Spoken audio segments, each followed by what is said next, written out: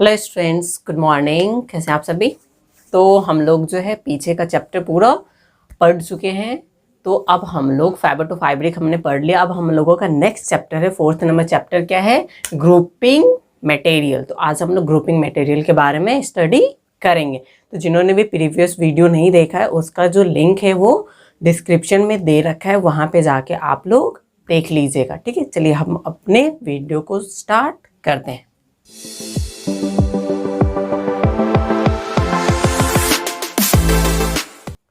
तो देखिए, सबसे पहले हमारे चैप्टर का नाम ही क्या है?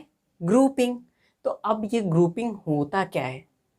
ठीक है, तो ग्रुपिंग बेसिकली जो डिफरेंट डिफरेंट हमारे पास ऑब्जेक्ट्स होते हैं, उसमें कुछ सिमिलर टाइप के ऑब्जेक्ट होते हैं, सिमिलर प्रॉपर्टीज के ऑब्जेक्ट होते हैं, उसको जब हम एक ग्रुप में, एक कैटेगरी में रख देते हैं तो वही क्या कहलाता है? हमारा ग्रुपिंग कहलाता है। ये समझ में आया? जैसे देखिए, बहुत सारा बुक होता है, बहुत सारा पेंसिल है, बहुत सारा रबर है, बहुत सारा कटर है, ठीक है, शार्पनर, इरेजर है। तो इसको हम क्या करते हैं? बुक वाले को एक जगह रख देते हैं, पेन वाले को एक जगह, फिर इरेजर वाले को एक जगह, शार्पनर वाले को एक जगह। तो इससे क्या होगा? सारे सारे अलग अलग हो भी गए और सारे एक कैटेगरी में आके, बुक वाले का अलग कैटेगरी हो गया जिसको हमने बोल दे बुक, पेन वाले का अलग कैटेगरी हो गया जिसको हमने बोला पेन, इरेजर वाले का अलग कैटेगरी हो गया उसको हमने बोल दे इरेजर, ठीक है, शार्पनर वाले का अलग कैटेगरी हो गया उसको हमने बोल दिया शार्पनर। तो इस तरीके से हमने क्या कर लिया? उसके सिमिलर प्रॉपर्टीज पे। अब देखिए, बुक वाले में क्या पेन आया? नहीं आया। मतलब बुक वाले में सिर्फ और सिर्फ क्या है? बुक ही है। मतलब वो बुक के सिमिलर प्रॉपर्टीज वाले को हमने बुक में रखा, पेन के सिमिलर प्रॉपर्टीज वाले को हमने पेन में रखा, शार्पनर के प्रॉपर्टीज वाले को हमने शार्पनर में रखा। तो इस तरीके से हम लोग क्या करते हैं? सिमिलर प्रॉपर्टीज के बेस पे एक और जो हमारे पास ग्रुप ऑफ ऑब्जेक्ट होते हैं उसको एक पर्टिकुलर ग्रुप में रखते हैं और इसी को हम लोग बोलते हैं ग्रुपिंग ऑफ द मटेरियल। ठीक है, ये समझ में आ गया? तो देखिए, यहाँ पे डेफिनेशन क्या दे रखा है, इसको भी एक बार देखते हैं। The process of grouping things on the basis of similar properties is called grouping. मतलब सिमिलर प्रॉपर्टीज पे जब हम किसी ऑब्जेक्ट का ग्रुप बना लेते हैं, ग्रुपिंग कर देते हैं उसका, तो वही क्या कहलाता है? प्रोसेस ग्रुपिंग, जिसको अभी हमने एग्जाम्पल से देखा। जैसे इस बार इसको चार्ट से भी देख लेते हैं। जैसे हमारे पास क्या है? फिजिक्स है, या फिर छोड़िए हिंदी है, ठीक है, फिर पेन्स हैं बहुत सारे, फिर पेंसिल्स हैं। तो यहाँ पे क्या करेंगे? हिंदी बुक वाला जो भी होगा उसको हम इस कैटेगरी में रखेंगे, पेन जो भी होगा हमको इस कैटेगरी में रखना है, पेंसिल जो भी होगा उसको हम इस कैटेगरी में रखेंगे। तो ये क्या हो जाएगा? हिंदी वाला हमारा एक अलग ग्रुप हो जाएगा, पेन वाला एक अलग ग्रुप हो जाएगा, पेंसिल वाला एक अलग ग्रुप हो जाएगा। और यही जो हमारा ग्रुप बनाने का जो प्रोसेस होता है, इसी को हम लोग क्या बोलते हैं? ग्रुपिंग बोलते हैं। ठीक है, अब आगे देखिए, डिफरेंट बेसिस। अब ये जो ग्रुपिंग होता है इसका कुछ ना कुछ तो बेस होगा ना, क्योंकि यहाँ पे वो बोला था कि डिफरेंट सिमिलर बेसिस पे होता है, तो कुछ ना कुछ बेसिस होते होंगे जिसके बेस पे हम लोग क्या करते हैं? ग्रुपिंग करते हैं। तो इसके लिए बेस क्या क्या हो सकता है? उसका शेप हो सकता है, साइज हो सकता है, कलर हो सकता है, उसका जो हम लोग यूज करते हैं वो भी हो सकता है, साथ ही साथ वो कौन से मटेरियल का बना है वो भी एक बेस हो सकते हैं। जैसे अब हम क्लॉथ की बात करेंगे तो क्लॉथ में तो बहुत सारे वैरायटीज़ आते हैं। कॉटन के अलग होते हैं, सिल्क के अलग होते हैं, नायलॉन के अलग होते हैं, पॉलिस्टर के अलग होते हैं। क्या सबको एक ही जगह रख देंगे वो हमारा ग्रुप हो जाएगा? नहीं होगा, क्योंकि ग्रुपिंग में अभी हमने क्या पढ़ा? सिमिलर प्रॉपर्टीज़ वाले को लगते हैं। तो कॉटन वाले जितने होंगे उसको हम कॉटन वाले में रखेंगे। फिर वो और कॉटन, सिल्क मटेरियल, ये सब क्या हमारा एक मटेरियल है, इससे हम लोगों का क्लॉथ बनता है। तो इससे हमने देखा कि मटेरियल के बेसिस पे भी हम लोग ग्रुपिंग कर सकते हैं। रेड कलर वाले को रेड वाले में रखते हैं, येलो वाले को येलो में रखते हैं, पिंक वाले को पिंक वाले में रखते हैं। तो कलर के भी बेसिस पे हम लोग ग्रुपिंग कर सकते हैं।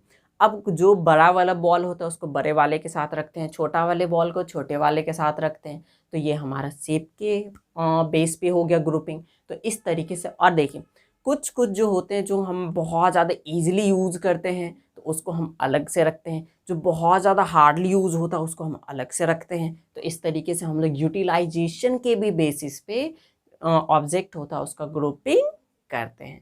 ठीक है, तो इसको याद रखिएगा। नेक्स्ट देखिए क्या है, अब इसका कुछ ना कुछ तो इम्पॉर्टेंस होता होगा जब हम ग्रुपिंग करते हैं। तो बिल्कुल होता है इसका इम्पॉर्टेंस। क्या होता है? देखिए, grouping helps to locate the object easily. Grouping करने से हमको आसानी से पता चल जाता है कि कौन सा ऑब्जेक्ट कहाँ पे रखा होगा। अब सपोज कीजिए कि हमको रेड पेन निकालना है, तो क्या हम बुक वाले ग्रुप में जाएंगे? नहीं जाएंगे। हमको पता है कि हमने पेन वाले में रखा है, तो हम पेन वाले ग्रुप में जाएंगे और वहाँ पे हमको रेड पेन ईजिली मिल जाएगा, ठीक है। लेकिन जब हम बुक वाले में जाके ढूंढेंगे तो वो मिलेगा नहीं मिलेगा। तो इसी कारण से हम लोग जब ग्रुपिंग करते हैं तो ग्रुपिंग करने का फ़ायदा ये होता है कि हमारा जो ऑब्जेक्ट होता है उसको हम बहुत ही ईजिली लोकेट कर पाते हैं, ढूंढ पाते हैं, ठीक है। नेक्स्ट देखिए क्या है।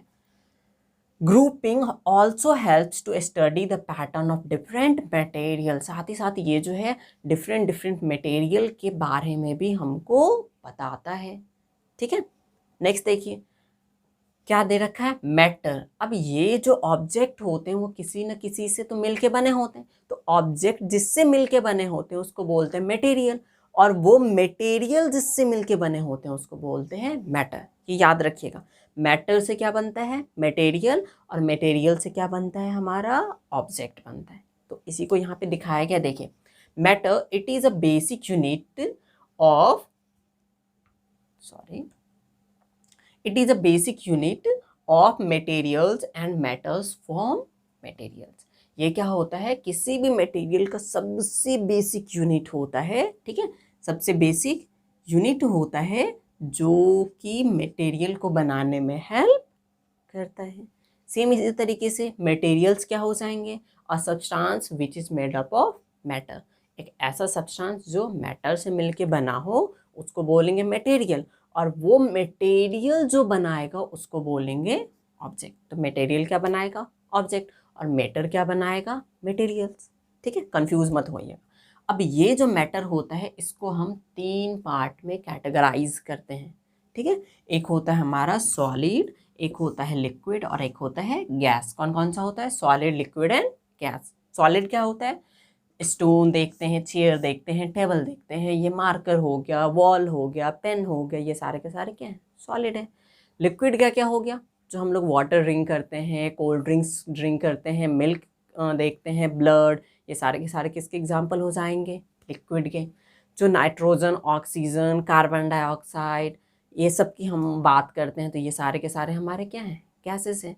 और ये सारे के सारे क्या हैं, एक मैटर ही होते हैं। तो मैटर के कितने टाइप हो गए, 3, सॉलिड, लिक्विड एंड गैस। इसके एग्जाम्पल को भी याद रखिएगा। अब आगे हम लोग देखेंगे नेक्स्ट लेक्चर में, ठीक है।